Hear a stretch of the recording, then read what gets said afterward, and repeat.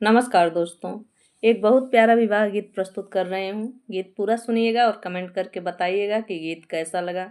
अगर मेरे गीत अच्छे लगें तो लाइक कीजिएगा, शेयर कीजिएगा। मेरे चैनल पर नए हैं तो सब्सक्राइब कीजिएगा। अपना प्यार दुलार और आशीर्वाद दीजिएगा। आइए सुनते हैं इस प्यारे से विवाह गीत को। एक हाथ ले ली सीता पाकल पानवा हो, देश देश नेवता पठाई।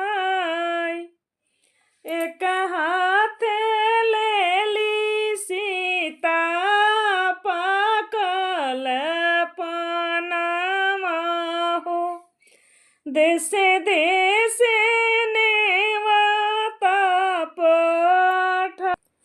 अरगान नेवतेली परगान नेवतेली नेवतेली कुल परिवार। अरगान नेवतेली परगान नेवतेली नेवतेली कुल परिवार। बसहा चढ़ल शिव बाबा के नेवतेली, रथ चढ़ल भगवान। बसहा चढ़ल शिव बाबा के नेवतेली, रथ चढ़ल भगवान।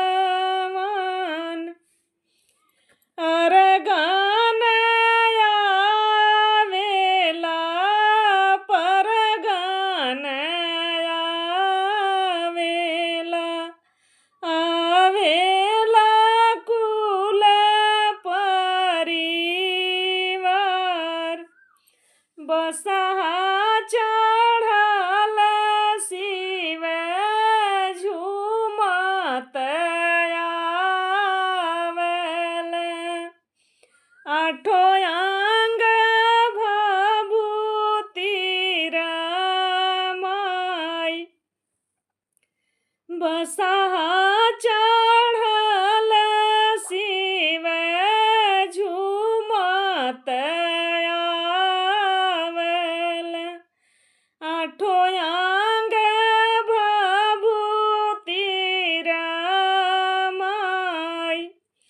राम व सीता चौक चढ़ी बैठेल, विधि से